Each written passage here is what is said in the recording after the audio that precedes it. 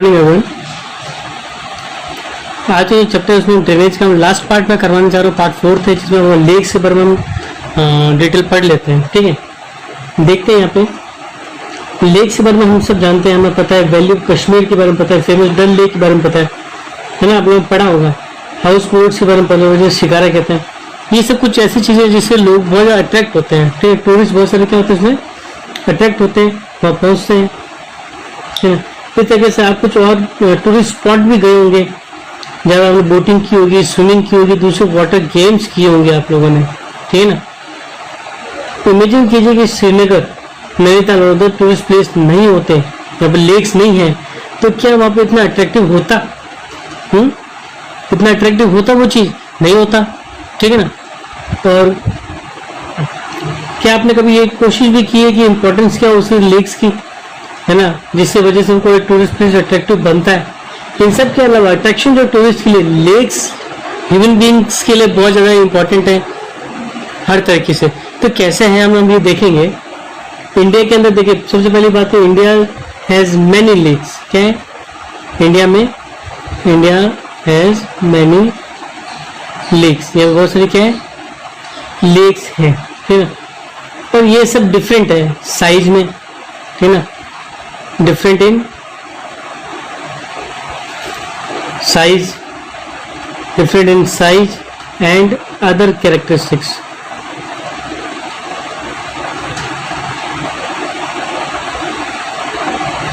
ठीक है ना।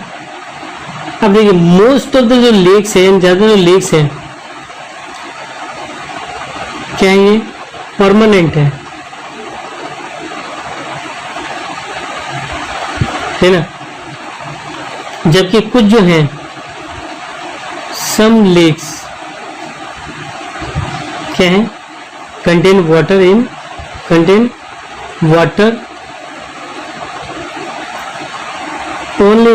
Only during rainy season. कुछ जो रिवर ऐसी हैं, कुछ जो लेक्स ऐसी जिनमें केवल रेनी सीजन के टाइम पे क्या होती है, पानी उसमें रहता है।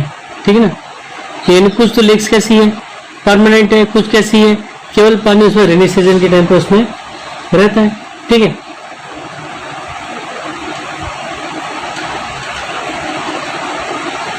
ठीक। और इसका एग्जाम्पल इसका है एरिड एरिया के अंदर। ठीक है ना, एरिड एरिया जैसे हम राजस्थान में जबल बांध की बात करें, जबल बांध क्या है, वो एक झील बना रखी है, उसके अंदर पानी बनाया, पानी इकट्ठा होता है, उस झील के पास क्या क्या है, तो एक तालाब, वो बांध बना के पानी उसको रोका जाता है। तो ये जो तालाब है, ये जो झील है, ये बरसात के टाइम पे देखो, आपके बरसात के टाइम पे इसमें पानी ज्यादा आता है और बरसात नहीं होगी तो ये सूख जाएगी। ठीक है ना, ये कोई दूसरा इसका सोर्स नहीं है। ठीक है, फिर देखिए हम बात करते हैं आगे, लेक जो होती है बनती कैसे है। सम लेक्स, है ना, some lakes are the result of, कुछ लेक जो होते हैं वो ग्लेशियर की एक्शन की वजह से बनती है।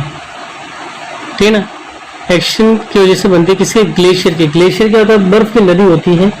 ग्लेशियर जब होते हैं बड़े बड़े, जब पिघल, मतलब ये जब नीचे खिसकते हैं तो अपने साथ में मिट्टी को भी लेते हैं, उखाड़ के ले जाते हैं नीचे की तरफ। ठीक है ना, उनसे जो खड्डा बनता है, उस खड्डे के अंदर जब बर्फ का पानी इकट्ठा होता है तब उसको हम क्या कहते हैं, ग्लेशियर मेड लेक कहते हैं। ठीक है ना, तो ये जो है ग्लेशियर की जो लेक्स है, एक्शन जो है ग्लेशियर का, और जो आइस शीट्स है, ठीक है ना, इससे बनती है। दूसरी जो कुछ जो लेक्स होंगी, यानी सम लेक्स आर रिजल्ट ऑफ, कुछ लेक जो होगी वो किसका रिजल्ट होगी, वो विंड, ठीक है ना, विंड, रिवर एक्शन, ठीक है ना, और ह्यूमन एक्टिविटी से बनती है।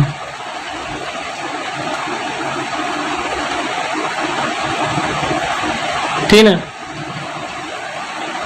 यानी इंसानों के द्वारा भी झीलें बनाई जा सकती हैं, बनती भी हैं। ठीक है, अब देखिए नदी कैसे बनाती है, तो मैं आपको बताऊंगा। सबसे पहले हम बताएंगे आपको ऑक्सबो लेक के बारे में बताता हूँ आपको। सबसे पहले क्या बताता हूँ, ऑक्सबो लेक क्या होती है। ठीक है, देखिए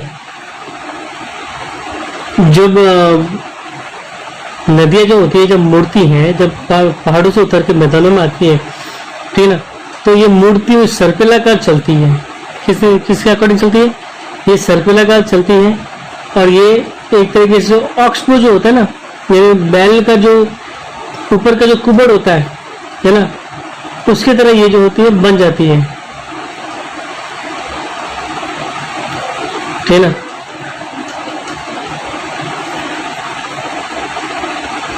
देखिए वापस लिखता हूँ मैं, थोड़ा गलती हो गई है। देखिए इसमें क्या होता है कि जो मेंडरिंग होती है, बात वही है कि जब ये रिवर मुड़ती है, सर्पिलाकार चलती है, ठीक है, बाढ़ के मैदानों के अंदर, कहाँ पे? बाढ़ के मैदानों के अंदर, तो ये क्या करती है? कट ऑफ हो जाती है अपने मेन स्ट्रीम से। क्या हो जाती है? कट ऑफ होती है, जो बाद में, ठीक है ना, जो बाद में क्या हो जाती है? डेवलप होती है ऑक्सबो के अंदर, इनटू ऑक्सबो लेक्स में, ठीक है ना। मैं आपको बताता हूँ, जैसे देखो ये इस तरीके से नदी बहती है, सर्पिलाकार बह रही है, तो ऐसे हो जाती है। बाढ़ के फैलते तो पानी दूर दूर दूर जाता है, लेकिन जब बाढ़ जब खत्म हो जाएगी तो पानी वापस अपने उस एरिया के अंदर ही फ्लो करता रहेगा, इस तरीके से करेगा। तो अब ये जो इस तरह की जो लेक बन रही है, ये जो एरिया बना, इसमें क्या इसका पानी रह गया, ठीक है ना, पानी नदी का पानी इसमें रह गया। अब ये जो क्षेत्र बन रहा है उसको हम ऑक्सबो लेक कहते हैं, ठीक है। समझ में आ रही मेरी बात? ऑक्सबो लेक, ठीक है ना। ये इसको कहते हैं मिएंडर्स, क्या कहते हैं इसको? घुमाव, इसको बोलते हैं मिएंडर्स, ठीक है। अगर देखो हम क्या बोलते हैं, ये जो है मिएंडर्स है। अब इसका जो एग्जाम्पल है, ठीक है, इसका क्या है एग्जाम्पल, यानी इस टाइप की कौन सी लेक्स है, तो इसका एग्जाम्पल देखो। अब ये रिवर से ही बन सकता है, ओशन से भी हो सकता है।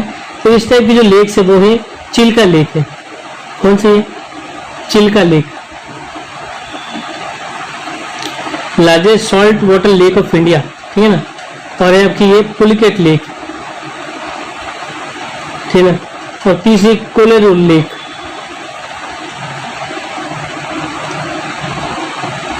ठीक है ना। अब देखो कुछ लेक ऐसे होते हैं जो इनलैंड लेक्स होती हैं, है ना, lakes in the region of, ठीक है ना, कौन सी? इनलैंड ड्रेनेज वाली, जिसके अंदर जो पानी है नदियों का ही आता है, इनलैंड होता है, इनलैंड ड्रेनेज वाली होती है। ये कभी कभार जो होती है सीजनल होती है, क्या होती है? सीजनल होती है, ठीक है ना। जैसे सांबर लेक है, सांबर लेक के अंदर दूसरी कई नदियों का पानी आके मिलता है ना, खारी है, रूपनगढ़ है, मेंथा है, ये नदियां इसके अंदर आके मिलती हैं। इस वजह से इसका जो पानी है मतलब ये सीजनल हो जाती है, क्योंकि जब नदियां आके नदी में पानी होगा तो उसमें ये बनती रहेगी। नदी में पानी कम होगा तो नदी इसके अंदर झीलों में भी पानी कम होता है, तो कभी कभी ये जो बनती है वो सीजनल मतलब इनलैंड ड्रेनेज होता है, जो कि सीजनल होती है, ठीक है। राजस्थान में है ये लेक, तो ये भी एक सॉल्ट वाटर लेक है, ठीक है ना। इसका जो पानी है उसका हम क्या करते हैं? नमक बनाने में इस्तेमाल करते हैं, इसके पानी को नमक बनाने में इस्तेमाल किया जाता है, ठीक है ना। अब देखते हैं ज़्यादातर जो फ्रेश वाटर लेक जो होती है, क्या है? फ्रेश वाटर लेक, ठीक है ना, ये हिमालयन रीजन में ज़्यादा मिलती है। क्या मिलती है? हिमालयन रीजन में, ठीक है ना, ये मिलती है हिमालयन रीजन में, ठीक है ना। और ये होती है ग्लेशियर ओरिजिन की होती है। क्या होती है? Glacier origin. ये मैंने आपको बता रखा था, ग्लेशियर की एक्टिविटी से ये चीज बनती है, ठीक है। अदर वर्ड्स हम ये कह सकते हैं कि ये बनती है जब ग्लेशियर पूरे बेसिन को खींच लेता है, ठीक है ना।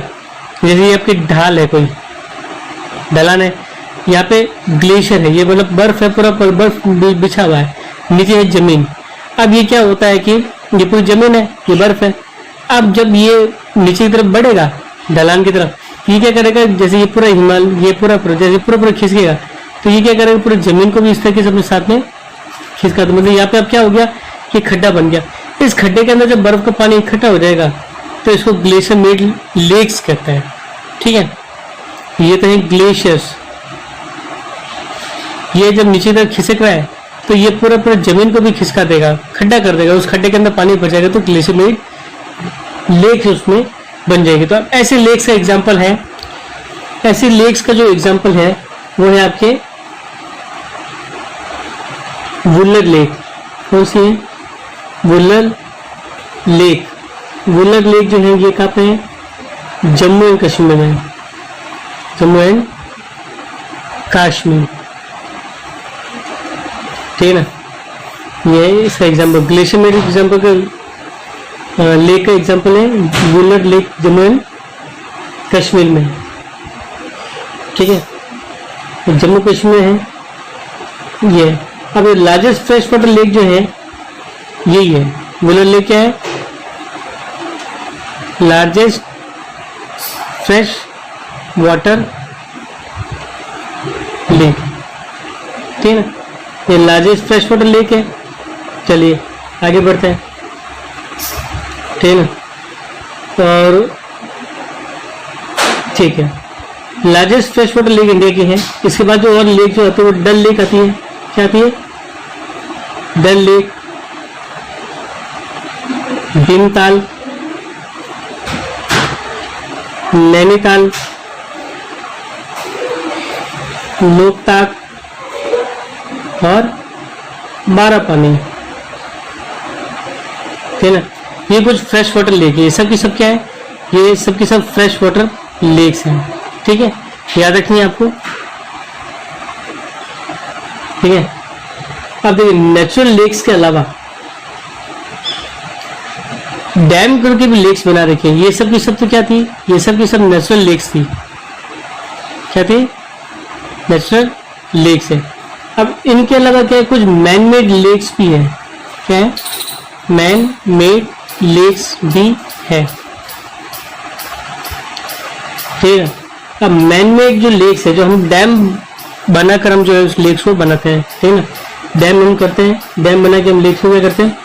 बना लेते हैं, ठीक है ना। तो मैन मेड लेक्स हम बनाते हैं इलेक्ट्रिसिटी जनरेशन के लिए। क्या कहते हैं? इलेक्ट्रिसिटी जनरेशन के लिए हम बनाते हैं इसको, ठीक है ना। तो ऐसी कौन सी लेक्स हैं जो मैन मेड है? तो अब देखेंगे हम गुरु गोबिंद सागर, गुरु गोबिंद सागर, ठीक है ना, जो भाखड़ा नांगल प्रोजेक्ट कहते हैं। क्या कहते हैं? भाखड़ा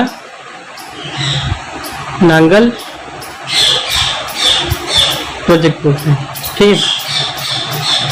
फिर अब लेक्स, अब देखिए इनका इंपॉर्टेंस क्या है, ठीक है ना। इंपॉर्टेंस देखो, जैसे ये भाखड़ा नांगल, गुरु गोबिंद सिंह, बहुत सारे और लेक भी हैं जो कि सबके सब क्या है इसमें आते हैं। देखो मैं आपको और थोड़ी कुछ लेक्स बता देता हूँ, फिर हम बाद में इंपॉर्टेंस की तरफ चलेंगे, ठीक है ना। देखिए गुरु गोबिंद सागर होगी, फिर होगी राणा प्रताप सागर, राणा प्रताप सागर, ये सब इसकी है, ठीक है ना। नागार्जुन सागर है, नागार्जुना सागर मैनमेड है, ठीक है। फिर आप देखिए इसमें आगे सीधे सीधे चलते हैं, हीराकुंड, ठीक है ना, ये है निजाम सागर, ठीक है ना। ये जो मैंने जो भी बताया ना, ये सब की सब कौन टाइप की चीज, ये सब उस टाइप की है, ठीक है ना, मैन मेड है। अब हम इसकी इंपॉर्टेंस तो पढ़ते हैं।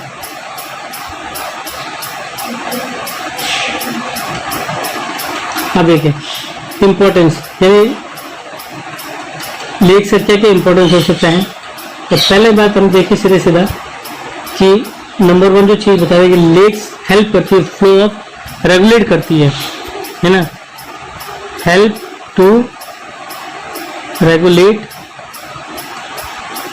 फ्लो ऑफ वाटर, पानी के बहाव को क्या करती है? नियंत्रित करती है, ठीक है ना। पहली बात तो ये हो जाती है। फिर ये प्रिवेंट करती है फ्लडिंग, प्रिवेंट फ्लडिंग, बाढ़ को रोकती है ना। फिर तीसरी बात क्या है, जो लेक्स हैं मेंटेन करती है, फ्लो वाटर मैंने बता ही दिया। हाइड्रो पावर डेवलप करने के लिए यूज होती है ना, use to develop hydro power.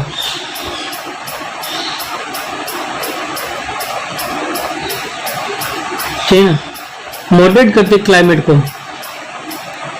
जहाँ पानी होगा वहाँ का क्लाइमेट मॉडरेट होगा, मतलब थोड़ा कम नीचे होगा। Moderate climate of surrounding, climate of surrounding. ठीक है ना,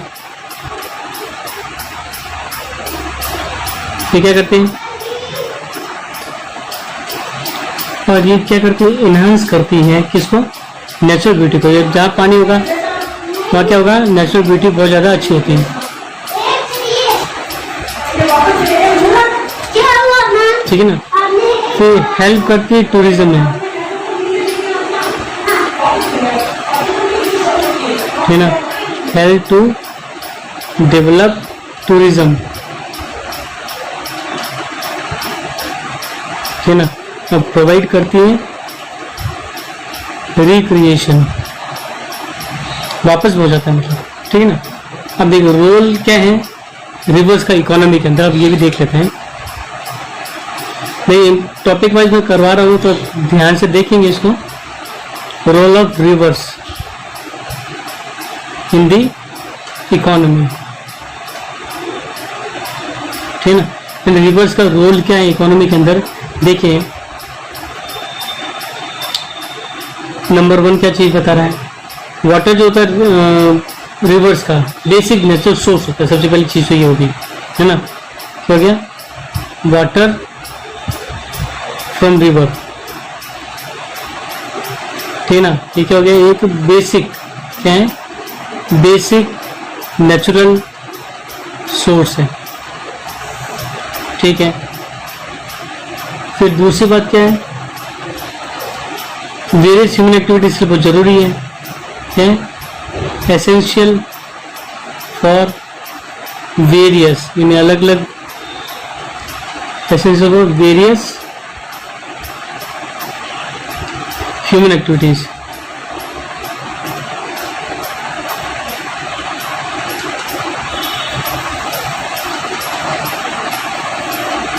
ठीक है ना, ह्यूमन एक्टिविटीज के लिए बहुत ही ज़्यादा एसेंशियल है, बहुत ही वो होती है। फिर ठीक है ना, अब देखिए रिवर बैंक्स के किनारे पे ही जो है ज़्यादातर लोग जो सेटल हुए थे। ठीक है ना, तो पीपल सेटल, पीपल या early civilization, early civilization settle जो हुई थी।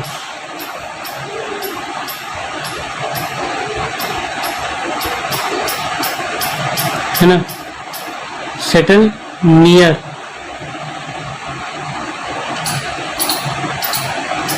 जो अर्ली सिविलाइजेशन वो सेटल हुई थी नियर, कहाँ पे, बैंक ऑफ रिवर्स में। ठीक है ना, नदियों के किनारे के पास से सेटल होते थे ये, क्योंकि पानी मिल जाता था। ठीक है ना, और कई सारी सिटीज भी इसी के पास में है। ठीक है, अब देखिए इसका जो है ये किसमें यूज होती है, यूज इन इरिगेशन में। ठीक है ना, ये इरिगेशन यूज करते हैं इसको, फिर नेविगेशन में भी यूज करते हैं, नाव चलाना, ये सब इसकी इकोनॉमी का है वो। ठीक है ना, हाइड्रो पावर जनरेशन में भी होता है इसका यूज, हाइड्रो पावर जनरेशन में। ठीक है ना, और इंडिया जैसे कंट्री में एग्रीकल्चर लाइवलीहुड है ना पॉपुलेशन का, वहाँ पे इसका बहुत ज़्यादा यूज होता है। अब देखिए अगला जो टॉपिक आता है वो रिवर पॉल्यूशन का आता है। किसका आता है, रिवर पॉल्यूशन का, जो कि लास्ट टॉपिक है इस चैप्टर का, रिवर पॉल्यूशन।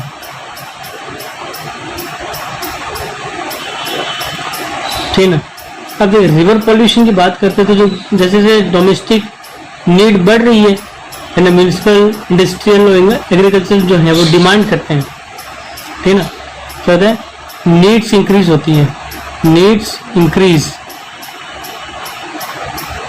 तो जो है ना नीड जैसे इंक्रीज होगी, डिमांड जो है वाटर की वो भी बढ़ती है। Demand of water will increase, जैसे जैसे पॉपुलेशन बढ़ेगी इनकी डिमांड भी क्या होगी, नीड्स बढ़ेगी, लोगों की डिमांड भी पानी की वो भी क्या हो जाएगी, बढ़ जाएगी। ठीक है ना, इनमें पानी की नीड भी क्या हो रही है, बढ़ रही है। ठीक है ना, इससे क्या हो रहा है, प्रॉब्लम हमारे सामने आती है कि इससे क्या होती है, अफेक्ट होती है quality of water, affect the quality of water.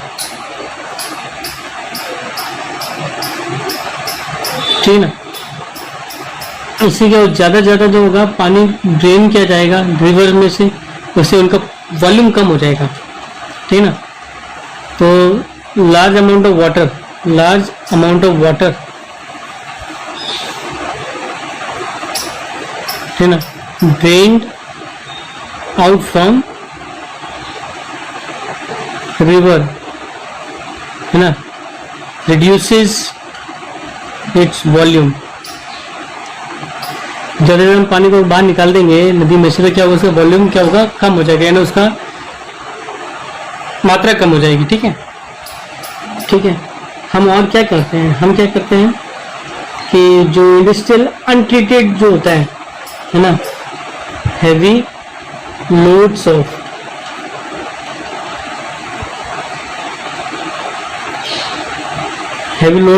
Untreated sewage,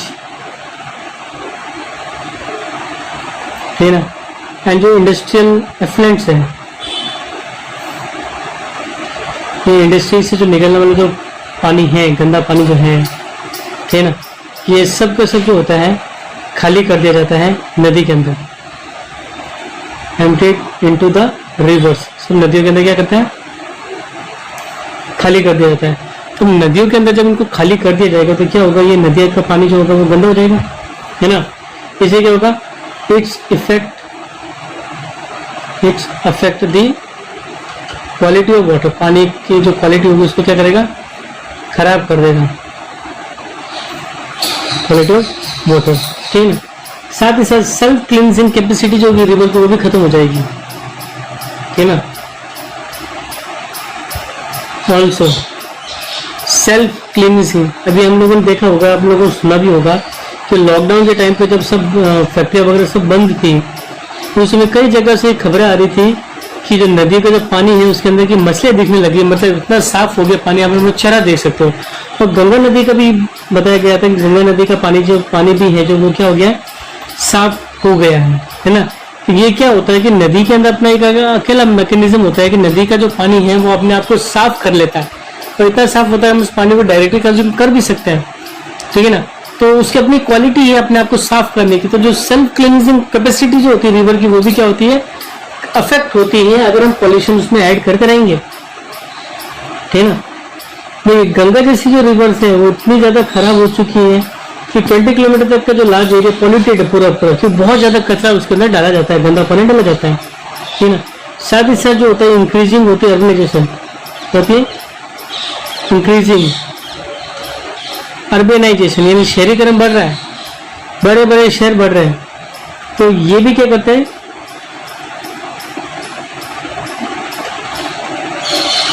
urbanisation होता है। ठीक है ना, और जो पॉल्यूशन लेवल जो होता है कई रिवर्स का, अच्छा अर्बनाइजेशन और इंडस्ट्रियलाइजेशन जो होते हैं, देखा अर्बनाइजेशन होगा, शहरीकरण होगा, फिर शहर होगा तो इंडस्ट्रियलाइजेशन भी होगा। ठीक है ना, तो इंक्रीजिंग अर्बनाइजेशन और इंडस्ट्रियलाइजेशन, ठीक है ना, ये अलाउ नहीं करते हैं रिवर्स को अपने को सेल्फ क्लीन करने के लिए। तो ये भी क्या करते हैं, ये भी अफेक्ट करते हैं पॉल्यूशन को, अफेक्ट द क्वालिटी ऑफ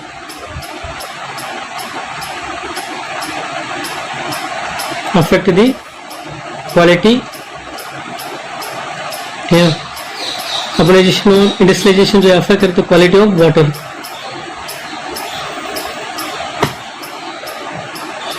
ठीक है ना, चलिए ये सब जो प्रॉब्लम हमारे सामने आ रही है, इन सब प्रॉब्लम से एक चीज सामने आती है कि अगर रिवर पॉल्यूशन होगा तो अपने जो सोर्स होंगे वो होंगे गंदे, और जब सोर्स गंदे हो जाएंगे तो हमारे पास वो चीज़ नहीं रह पाएगी, हम ना उन चीज़ों हम पानी को इस्तेमाल नहीं कर पाएंगे, तो पानी की क्या होगी, कमी हो जाएगी। और जिस दिन पानी की कमी होगी उस दिन समझ लीजिए कि हमारे लिए जीने के लिए समस्या पैदा हो जाएगी। तो जो ये जो सोर्स है इनको बचाना हमारा कर्तव्य है और हमें इसको बचाना पड़ेगा, ठीक है ना। और उसके लिए हमें जरूरी कदम उठाने पड़ेंगे। सरकार तो अपना प्रयास कर ही रही है, साथ में हमें भी अपना प्रयास करने पड़ेंगे कि गंदी चीज़ हमें अंदर ना डालें, कचरे को हम सही जगह पे सेफली डस्टबिन में डालें, ठीक है ना। ये करना हमारा अपने कर्तव्य बनता है, ठीक है। Thank you very much. Question में आपको अलग से होमवर्क आपका उसको मैं दे दूंगा।